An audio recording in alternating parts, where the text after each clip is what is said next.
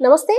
ప్రస్తుతం మనతో పాటు సీనియర్ జర్నలిస్ట్ భరద్వాజ్ ఉన్నారు. ఆయనతో మాట్లాడదాం. నమస్తే సార్. నమస్తే సార్ నిన్న కల్కి మూవీ రిలీజ్ అవ్వడంతో మొత్తం అందరి నోట్ల నానుతుంది ఏంటంటే ప్రభాస్ కర్ణుడా అని చెప్పేసి, అంటే భైరవ కర్ణుడిగా చూపించారు. సో ఈ కర్ణుడు ఎక్కడ ఓడిపోలేదు అని చెప్పేసి కూడా చూపించారు. కానీ బయట ట్రోల్స్ మాత్రం ఇవాళ మార్నింగ్ నుంచి కర్ణుడు అన్నిట్లో ఓడిపోయారు, అధర్మం వైపు నిలబడ్డారు అని చెప్పేసి మాట్లాడుతున్నారు. అసలు ఏంటి సార్? అంటే కర్ణుడు ఎక్కడా ఓడిపోలేదు అనేది వాస్తవం. కర్ణుడు ఓడిపోయాడు అని ఎక్కడ ఎలా చెప్తున్నారు వీళ్ళు? యుద్ధరంగంలో అర్జునుడు ఆయన్ని చంపేయటం జరిగింది కాబట్టి ఓడిపోయాడు అని చెప్తున్నారు. కానీ నిజానికి అర్జునుడిని కర్ణుడు గెలిచాడు. ఆయనకి ఉన్నటువంటి ప్రతిభ ఏమిటి అంటే, ఆయనకి లభించినటువంటి విద్య ఏమిటి, ఎక్కడ నేర్చుకున్నాడు? పూర్తిగా తనంతట తానే ఒక విలుకాడిగా మారాలి అనుకుని ఆ తపనతో ఆయన కదిలాడు.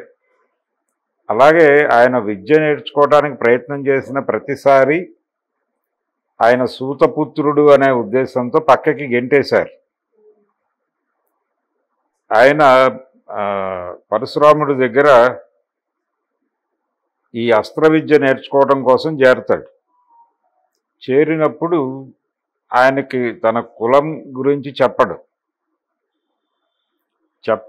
చేరతాడు. అక్కడ చేరిన తర్వాత ఆయనకి ఈయన సూతపుత్రుడు అని తెలిసేలాగా ఒక సంఘటన కల్పిస్తారు. ఎవరు కల్పిస్తారు? ఇంద్రుడు కల్పిస్తాడు. ఇంద్రుడు ఎందుకు కల్పిస్తాడు అంటే, ఇతనికి ఈ విద్య వచ్చేస్తే తన కుమారుడిని మించినటువంటి యోధుడు అవుతాడు అనే భయం చేత. ఎవరు ఆ కుమారుడు అంటే అర్జునుడే. కుంతికి సూర్యుడి ద్వారా పుట్టినటువంటి కుమారుడు కర్ణుడైతే, ఇంద్రుడి ద్వారా పుట్టినటువంటి కుమారుడు అర్జునుడు. వీళ్ళిద్దరి మధ్య ఒక కాన్ఫ్లిక్ట్ నడుస్తూ ఉంటుంది. నిజానికి ఇది ఒక సోషల్ సినిమాగా చేయవచ్చు ఎవరైనా ధైర్యం చేస్తే. అంటే ఇప్పటి వరకు మణిరత్నం గారు ఘర్షణ అని సినిమా తీశాడు. ఒక తండ్రి ఇద్దరు తల్లులు మీద నడుస్తుంది. ఒక తల్లి ఇద్దరు తండ్రులు అనే కాన్సెప్ట్లోకి వెళ్ళి, అంటే సూర్యకుమారుడికి ఇంద్రకుమారుడికి మధ్య వీళ్ళు, అంటే ఈ యుద్ధంలో ఇంద్రుడికి తెలుసు స్పష్టంగా అతను సూర్యకుమారుడు అని. అయినప్పటికీ తన కుమారుడి ఎదుగుదల కోసం అని చెప్పి ఆయన ఒక పురుగుగా మారి పరశురాముడి తొడ మీద పరశురాముడు నిద్ర వస్తోంది అన్నప్పుడు కర్ణుడు కూర్చుంటాడు. ఆ తొడ మీద తలపెట్టి పడుకుంటాడు ఆయన. పరశురాముడు పడుకున్నప్పుడు ఈయన ఒక పురుగుగా మారి ఈ తొడని తొలుస్తూ ఉంటాడు. ఎక్కడ తాను కదిలితే గురువుగారి నిద్రకి ఇబ్బంది కలుగుతుందో అని చెప్పి నొప్పిని భరిస్తూ అలా ఉండిపోతాడు ఆయన కర్ణుడు. కాసేపటికి ఆ బ్లడ్ దానిలో నుంచి నెత్తురు స్రవిస్తూ ఉంటుంది. ఆ స్మెల్కి ఈయన లేస్తాడు పరశురాముడు. లేచి, ఇంత నొప్పిని నువ్వు భరించావంటే నువ్వెవరై ఉంటావో నాకు అర్థమవుతోంది. నువ్వు నీ కులాన్ని దాచిపెట్టి నా దగ్గరికి వచ్చే విద్య నేర్చుకున్నావు కాబట్టి ఆపత్ సమయములో నీకు నేను నేర్పిన విద్య ఉపయోగపడకుండా ఉండుగాక అని చెప్పి ఒక శాపం ఇచ్చేస్తాడు ఆయన. సరే మీ ఇష్టం అని వెళ్ళిపోతాడు. తర్వాత ఇలా కర్ణుడి మరణానికి అనేక శాపాలు ఉంటాయి. అంటే ఎక్కడా కూడా అతనికి తను నేర్చుకున్నటువంటి విద్య ఉపయోగపడకుండా చివరికి భూదేవి కూడా శాపం ఇస్తుంది. కష్టకాలంలో నీ రథం నాలో కుంగిపోతుంది అని. ఇలా అనేక శాపాల వలన ఆయన టార్గెట్ ఈజీగా మారతాడు అర్జునుడికి. ఇవేవీ లేకపోతే, అంటే ఈ విషయాన్ని ఒక చోట ఎన్టీ రామారావు గారు కథానాయకుని కథ అనే సినిమాలో యాక్ట్ చేశాడు. అందులో ఆయన సినిమా హీరోగా యాక్ట్ చేసినప్పుడు కర్ణుడి రోల్ వేస్తాడు. దానిలో ఆ కర్ణుడి రోల్కి మోదుకూరి జాన్సన్ గారు డైలాగులు రాశాడు. జాన్సన్ గారు చాలా స్పష్టంగా ఇప్పటికీ యూట్యూబ్లో ఉంటుంది. అది చాలా క్లియర్గా ఒక విషయం ప్రస్తావిస్తాడు. ప్రతిభ అనే పేరుతో మమ్మల్ని దాటి ముందుకు వెళ్ళిపోతున్నాడు అర్జునుడు లాంటి వాళ్ళు అంటాడు ఆయన. ప్రతిభ అంటే అగ్రకులాల్లో పుట్టిన వాళ్ళకి వాళ్ళ ఇంట్లోనే విద్య ఉంటుంది. అంటే తల్లిదండ్రులు చదువుకున్న వాళ్ళు అయి ఉంటారు, ఇంట్లో కొంత నేర్పుతారు, మొదటి నుంచి ఫీడింగ్ ఉంటుంది. అలాగే వాళ్ళని ఇంట్లో వీళ్ళు చదివిస్తారు. స్కూల్కి కూడా ఎర్లీగా తీసుకెళ్ళి జాయిన్ చేస్తారు. అన్నీ వెసులుబాట్లు ఉంటాయి వాళ్ళకి. ఇంట్లో పుస్తకాలు ఉంటాయి. కొంచెం అక్షరాలు తెలిసిన తర్వాత వాళ్ళే పుస్తకాలు చదువుకునే ప్రయత్నం చేస్తారు. ఆ ఇన్ఫ్రాస్ట్రక్చర్ ఉండటం వలన వాళ్ళకి చాలా ఎర్లీగా జ్ఞానం మొదలవుతుంది. కానీ అదే దళితుల్లో పుట్టిన వాళ్ళకి, దళిత కులాల్లో పుట్టిన వాళ్ళకి తల్లిదండ్రులు చదువుకుని ఉండరు. వాళ్ళు పనులు చేసుకుంటూ ఉంటారు. ఆ పనులు నేర్పించే ప్రయత్నం చేస్తారు పిల్లలకు కూడా.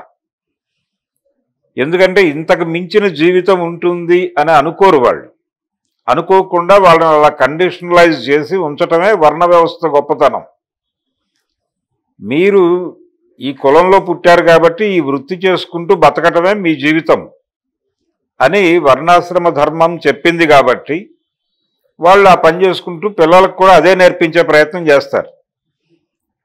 దాంతో వాళ్ళకి కొత్త జ్ఞానం వాళ్ళ దరి చేరకుండా కట్టడి చేయటమే ఈ ప్రోగ్రాం, ఈ స్ట్రక్చర్. అందువలన వాళ్ళకి ఆ చదువు రాదు. వాళ్ళు అతి కష్టం మీద కొంచెం అంటే 5 ఏళ్ళు 6 ఏళ్ళు వచ్చిన తర్వాత ఏదో ప్రభుత్వం వారి బడిలో వేస్తారు వీళ్ళని. అక్కడ వీళ్లతో పాటు చేరినటువంటి అగ్రకులాలకు చెందిన విద్యార్థితో వీళ్ళు పోటీ పట్టడం అనేది కుదిరే పని కాదు. వీడు అక్కడికి వచ్చి నేర్చుకుంటాడు, అక్కడికి రావటానికి ముందే వాడు నేర్చుకుని ఉంటాడు. అందుకని అగ్రకులాల్లో పుట్టిన పిల్లలకి, దళిత కులాల్లో పుట్టినటువంటి పిల్లలకి మేధోపరమైనటువంటి తేడా ఉంటుంది. దీన్ని ఈ కథానాయకుని కథా సినిమాలో కర్ణుడి క్యారెక్టర్కి రాసిన డైలాగులోకి పట్టుకొచ్చాడు ఆయన, మోదుకూరి జాన్సన్ గారు. పట్టుకొచ్చి చాలా స్పష్టంగా చెప్తాడు, ప్రతిభ అనేటువంటి ఆయుధంతో మమ్మల్ని చంపేసే ప్రయత్నం చేస్తున్నారు వాళ్ళు, అగ్రకులాల వారు. అది అర్జునుడు నా మీద చేస్తున్నాడు, అదే యుద్ధం చేస్తున్నాడు అర్జునుడు నా మీద. అయితే నువ్వు ఇప్పుడు వచ్చి చెప్తున్నావు, కుంతితోడు అంటాడు ఆయన డైలాగ్, నువ్వు ఇప్పుడు వచ్చి నీ కుమారుణ్ణి అని చెప్తున్నావు, కానీ ఆ రోజున రాజ్యసభలో నన్ను అవమానపరిచినప్పుడు, సూతపుత్రుడు అని అవమానపరిచిన రోజున నువ్వు ఓపెన్ కాలా అంటే నేను దూరంగా నిలబడి విని కన్నీరు పెట్టుకున్నాను అంటుంది. నువ్వు దూరంగా కూర్చుని కన్నీరు పెట్టుకోవడం వల్ల నాకేమిటి ఉపయోగం? నువ్వు బహిరంగంగా వచ్చి మాట్లాడుంటే నాకు ఒక ఆర్గ్యుమెంట్కి పాయింట్ దొరికేది. నువ్వు మాట్లాడలేదు. వీళ్ళందరూ నేను కులం తక్కువ వాడిని అని చెప్పి నన్ను వివక్షకు గురి చేసి గెంటేసే ప్రయత్నం చేసినప్పుడు అడ్డుకుని నన్ను హక్కున చేర్చుకున్నవాడు దుర్యోధనుడు. అందుకని నా ఆత్మాభిమానాన్ని కాపాడాడు అతను. అందుకని అతని కోసం ఏం చేయడానికైనా నేను సిద్ధం. నీకంటే కూడా అతనే ముఖ్యం నాకు. నువ్వు తల్లివి కావచ్చుగాక, కానీ దుర్యోధనుడే ముఖ్యం నాకు. ఎందుకు ముఖ్యమో చెప్పాను నేను. నా ఆత్మగౌరవాన్ని కించపరిచి, నా విద్యని కించపరిచినప్పుడు నువ్వు మాట్లాడలా. నువ్వు తల్లివి అయినప్పటికీ, నువ్వు విన్నప్పటికీ మాట్లాడలేదు. నీకుండే ఇబ్బందులు నీకున్నాయి. కానీ ఇలాంటి ఇబ్బందులు వస్తాయని తెలిసినప్పటికీ వాడు ముందుకొచ్చి చెయ్యి ఇచ్చాడు, నా కోసం నిలబడ్డాడు. అక్కడ రాజ్యసభలో క్షాత్రమున్నవాడే క్షత్రియుడు అని భీష్ముడు చెప్తాడు. కులం కాదు ప్రమాణము, క్షాత్రం ఉండాలి కదంటే క్షాత్రం ఉంది కదా అతనికే అంటాడు ఈయన. క్షాత్రం ఉండొచ్చు కానీ రాజ్యం ఉన్నవాడు కదా రాజు అంటాడు మళ్ళీ ఇంకో మెలికేసి.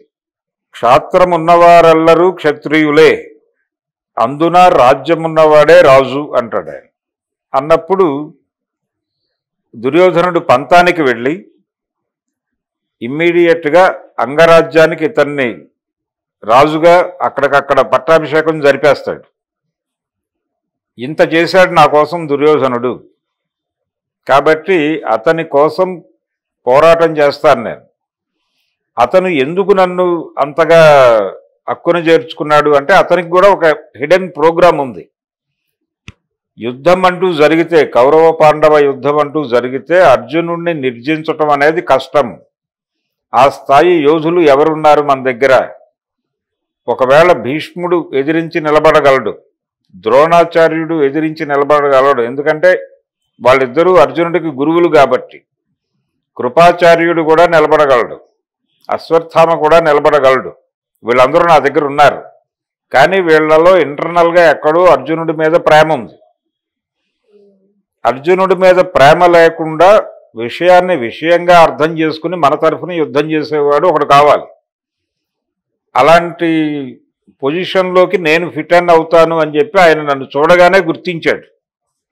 గుర్తించి నన్ను హక్కును చేర్చుకున్నాడు. అందుకని నేను దుర్యోధనుడి కోసం అర్జునుడిని వదిలిపెట్టను. అర్జునుడిని తప్ప మిగిలిన పాండవుల జోలికి నేను వెళ్ళను అని నీకు హామీ ఇస్తున్నాను. నువ్వు తల్లిగా వచ్చి అడిగావు కాబట్టి. మిగిలిన పాండవులు ఎవరిని నాకు దొరికినా, చంపే అవకాశం దొరికినా నేను చంపను, కానీ అర్జునుడిని మాత్రం వదిలిపెట్టను అని చెప్తాడు ఆయన. ఇలా కర్ణుడి క్యారెక్టర్ని చాలా స్పష్టంగా ఎలివేట్ చేసి ప్రపంచం ముందు నిలబెట్టినటువంటి సందర్భాలు అనేకం ఉన్నాయి. కర్ణుడి సఫరింగ్, కర్ణుడికి అర్జునుడికి మధ్య ఉన్నటువంటి పోలికే ఈ దేశంలో కుల వ్యవస్థ యొక్క దుర్మార్గమైనటువంటి స్ట్రక్చర్ని ప్రపంచానికి అర్థం చేయిస్తుంది. అందువలన కర్ణుడు ఓడిపోయాడు అనేది కాదు, అక్కడ కర్ణుడిని చంపేశారు అనేది. అందరూ కలిసి కర్ణుడిని హత్య చేశారు, చంపటం అంతే తప్ప ఆయన ఓడిపోవటం కాదు. ఆయన ఓటమి ఎవరి ఓటమి? ఈ దేశంలో మెజారిటీ ఉన్నటువంటి దళిత మైనారిటీల ఓటమి. దళిత మైనారిటీలకి, దళిత కులాలకి, మైనారిటీలకి, వెనకబడినటువంటి కులాలకి జ్ఞానం అందకుండా కట్టడి చేసి వాళ్ళని హత్య చేసినటువంటి సమాజం ఏదైతే ఉందో, అగ్రకుల సమాజం, వాళ్ళు మాత్రమే కర్ణుడు ఓడిపోయాడు అని గంభీరంగా మాట్లాడగలుగుతారు. కానీ ఈ దేశంలో అమలైనటువంటి వర్ణ వ్యవస్థ పేరుతో అమలైనటువంటి రాజ్యం ఎంతమందిని అణగజొక్కింది, ఎంతమంది మేధని అణగజొక్కింది అనేది గనక పట్టించుకుంటే కర్ణుడిది హత్య తప్ప ఆయన ఓటమి కాదు. అర్జునుడు ఇంతమంది సహాయం తీసుకుని, ఏది ఆయనకి శాపం ఇచ్చినటువంటి పరశురాముడు కావచ్చు, రథం భూమిలో కుంగిపోవాలని శాపం ఇచ్చినటువంటి భూదేవి కావచ్చు, ఇంకా అనేక విధాల అతన్ని సఫర్ చేస్తారు. చివరికి అతనికి పుట్టుక రీత్యా వచ్చినటువంటి సహజ కవచ కుండలాలతో పుడతాడు ఆయన. అది ఉంటే చంపడం కష్టమని చెప్పి, అంటే దానకర్ణుడిగా ఆయనకు ఒక ప్రతీతి ఉంది. ఎవరైనా వచ్చి అడిగితే కాదండి. అలా ఇంద్రుడే వచ్చి నాకు ఒక దానం కావాలని అడుగుతాడు. ఏంటో చెప్పి ఏదైనా ఇస్తాను నేను అంటాడు.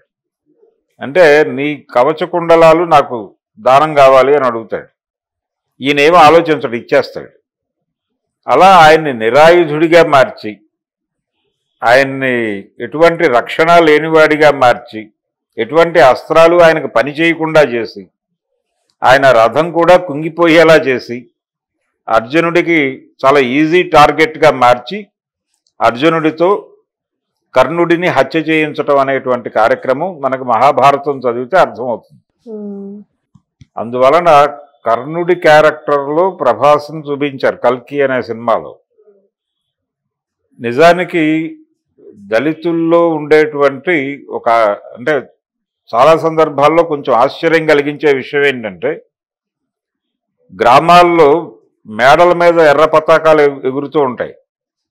సామ్యవాద సిద్ధాంతం మాట్లాడేటువంటి కమ్యూనిస్టు జెండాలు మేడల మీద ఎగురుతూ ఉంటాయి. దళితవాడల్లో కాంగ్రెస్ పార్టీ దిమ్మలు, కాంగ్రెస్ పార్టీ జెండాలు ఉంటాయి. కారణం ఏమిటంటే వాళ్ళకి జీవితం ఘర్షణ, రోజువారీ తమ బతుకు కోసం, తమ కొంచెం బెటర్ లైఫ్ పొందటం కోసం వాళ్ళు పాలన చేస్తున్నటువంటి పార్టీలకి, రాజ్యానికి కొంచెం దగ్గరగా ఉండేటువంటి ప్రయత్నం చేస్తారు. అది వాళ్ళ రోజువారీ జీవితానికి సంబంధించిన ఘర్షణలో నుంచి తీసుకున్నటువంటి నిర్ణయం. ఇందులో ప్రభాస్ క్యారెక్టర్ అనుకోకుండా అలాగే డిజైన్ చేశాడు ఆ డైరెక్టర్. అతను ఇంటి అద్దె కూడా కట్టుకోలేని కండిషన్లో ఉంటాడు. ఏదో ఒకటి చేసి బతకాలి, ఏదో డబ్బులు కావాలి, డబ్బులు కావాలంటే ఏదో ఒకటి చేయాలి. అందుకని ధర్మము అధర్మము అనేది ఆలోచించకుండా అతను ఈ సుమతిని, అంటే ఎవరైతే కల్కికి జన్మనిచ్చే తల్లి ఉందో ఆ తల్లిని అక్కడ నుంచి, అంటే కాంప్లెక్స్ నుంచి కాపాడి శంబల తీసుకెళ్ళిపోతారు. తిరిగి శంబల నుంచి ఆవిడని తీసుకెళ్ళి అక్కడ అప్పచెప్పే ప్రయత్నం. ఆ కాంట్రాక్ట్ ఒప్పుకుంటాడు అతను. అతని కోరిక ఏంటి? చాలా వరస్ట్ దిక్కుమాలిన జీవితం గడుపుతున్నాను నేను, దీని నుంచి ఒక బెటర్ లైఫ్లోకి ప్రమోట్ కావాలి అనేటువంటి కోరిక. ఈ కోరిక దళిత కులాల్లో ఉంటుంది న్యాచురల్గా. అందుకోసం వాళ్ళు ఏదో ప్రయత్నం చేస్తారు. ఆ ప్రయత్నంలో ధర్మాధర్మాలు వెతికి వాళ్ళని అధర్ములుగా చూపించి వాళ్ళని మరింత కిందకి లాగే ప్రయత్నం ధర్మం పేరుతోనే జరుగుతుంది. అగ్రకులాల వాళ్ళే చేస్తారు అది. ఆ ప్రయత్నంగానే చూడాలి ఇప్పుడు ఆ క్యారెక్టర్ మీద జరుగుతున్నటువంటి విమర్శ, అలాగే కర్ణుడి మీద జరుగుతున్నటువంటి ట్రోలింగు, ఇదంతా కూడా వీళ్ళు చేస్తున్న పనే. అందుచేత సినిమా పరంగా కర్ణుడి పరంగా బయట జరుగుతున్నటువంటి ప్రచారం వెనకాల ఉన్నవాళ్ళు ఎవరు అనేది చూస్తే ఖచ్చితంగా అగ్రకులాల వాళ్ళే ఉంటారు. వాళ్ళు క్షత్రియ, అంటే మనకు వర్ణాశ్రమాల్లో బ్రాహ్మణ వైశ్య క్షత్రియ మూడే కులాలు, మిగిలిన వాళ్ళందరూ శూద్రులే. ఆ కేటగిరీలో బ్రాహ్మలు వైశ్యులు క్షత్రియులు తప్ప మిగిలిన వాళ్ళందరూ శూద్రులే. పంచములు అనేటువంటి మరొక, అంటే ఈ 4 కాకుండా 5వ వర్ణం పంచములు అంటారు. ఇది ఎక్కడి నుంచి పుట్టుకొచ్చింది అనే దాని మీద రకరకాల పరిశోధనలు ఉన్నాయి. శూద్ర కులాల్లో ఆర్థికంగా బలపడినటువంటి వాళ్ళు అణిచివేతకి గురవుతున్న చాలామందిని పక్కకి గెంటి వాళ్ళని పంచములుగా మార్చి తాము ప్రత్యేకంగా మారి ఈ రకమైనటువంటి ఒక కుల వ్యవస్థ భారతదేశంలో డిజైన్ అయి ఉంది. దీన్ని ఆ కోణంలో అర్థం చేసుకోవాల్సి ఉంటుంది ఈ ఇష్యూని. అందుకని కర్ణుడు ఓడిపోయాడు తప్ప గెలవలేదు, ఇవన్నీ తప్పుడు ఆర్గ్యుమెంట్లు, తప్పుడు లాజిక్తో మాట్లాడేటువంటి ఆర్గ్యుమెంట్లు. ఇవి